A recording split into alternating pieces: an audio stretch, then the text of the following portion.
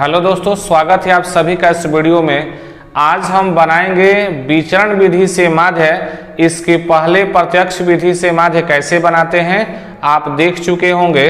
तो आज हम बनाने वाले हैं विचरण विधि से माध्य और इसके बाद बनाएंगे पग विचरण विधि से माध्य कैसे बनाते हैं। देखिए यहाँ पर लिखा हुआ है विचरण विधि से माध्य ज्ञात करें। वर्ग अंतराल 0 से 20, 20 से 40, 40 से 60, 60 से 80, 80 से 100, बारंबारता 17, 28, 32, 24, 19 ऐसे आप बना लेंगे। समय को बचाने के लिए हम पहले से बना के रखे हैं।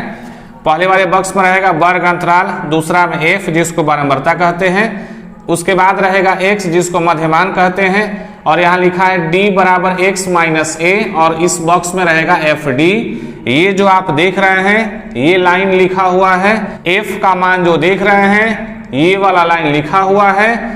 x में कैसे लिखते हैं और क्या लिखते हैं इसके बारे में पहले भी बताए हुए थे।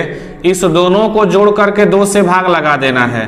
तो 20 में 0 जोड़ेंगे 20 और 2 से भाग लगाएंगे 10, 40 और 20 60 और 2 से भाग लगाएंगे 30, 60 और 40 100, 2 से भाग लगाएंगे 50, 80 में 60 जोड़ेंगे 140, 2 से भाग लगाएंगे 70, 100 में आएंगे 180 और 2 से भाग लगाएंगे तो क्या हो जाएगा 90 हो जाएगा। n बराबर क्या लिखते हैं, इसको जोड़ करके लिख देते हैं 9 और 4 13 और 2 15, 15 में 8 जोड़ेंगे 23 होगा, 23 में 7 जोड़ेंगे 30 होगा, 30 के 0 हाथ में लगा 3, 1 और 2 3 और 3 6 और 2 8 और 1 9 और 3 12, 120 यहाँ पर प्राप्त हो रहा है। अब क्या करते हैं, ये जो d देख रहे हैं तो d बराबर x माइनस a। इसके पहले भी आपको बता चुके हैं कि a क्या होता है, कल्पित माध्य होता है। a को क्या बोलते हैं, कल्पित माध्य बोलते हैं, जिसको a से सूचित किया जाता है। अब सवाल यही है कि कल्पित माध्य का मान कहाँ से प्राप्त होगा। तो सबसे पहले मैं आपको बता दूं कि कल्पित माध्य का मान जो है ये x वाले लाइन से प्राप्त होता है। इसको प्राप्त करने का 2 नियम है। पहला नियम है कि जो संख्या इसके बीच में होगा वही कल्पित माध्य होता है, यानी कि a का मान होता है। और दूसरा नियम है कि जो बारंबारता में संख्या देख रहे हैं इसमें जो सबसे बड़ी संख्या होती है उसके सामने का x का मान ही कल्पित माध्य होता है। जैसे यहाँ देखिए इसमें सबसे बड़ी संख्या 32 है, 32 के सामने 50 लिखा हुआ है तो 50 कल्पित माध्य का मान हो जाता है। ठीक, अब यहाँ हम d का मान प्राप्त करेंगे। d बराबर x माइनस a, यानी कि x का मान 10 है और a का मान 50 है। 10 में से 50 अगर घटाते हैं 10 माइनस 50 माइनस 40 होगा, यहाँ पर लिखेंगे माइनस 40। 30 में से 50 घटाएंगे क्या होगा, माइनस 20 होगा। फिर 50 में से 50 घटाएंगे 0 होगा। फिर 70 में से 50 घटाएंगे 20 होगा। 90 में से 50 घटाएंगे 40 होगा।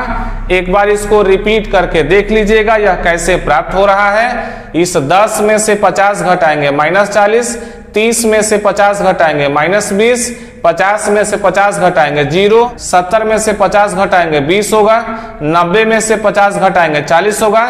इसी के तर्ज पे इसको बना लेना है। अब यहाँ पे क्या बोला, एफ डी, एफ यहाँ है और डी यहाँ है, यानी इस दोनों को अब गुणा करना है।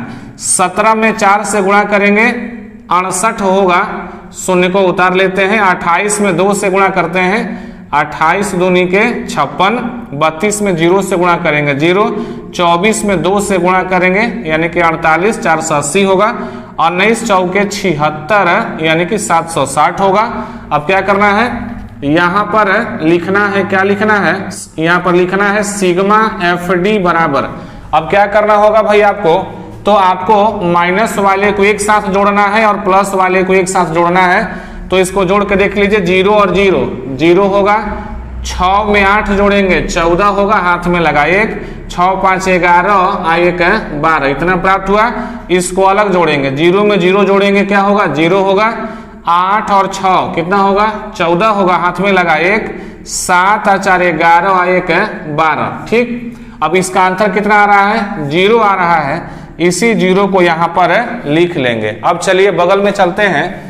क्या निकालना है, तो माध्य निकालना है। तो यहाँ पे माध्य निकाल लेते हैं। सूत्र आपको लिखवा चुके हैं, a प्लस और क्या होता है सिग्मा एफ डी बाटा एन।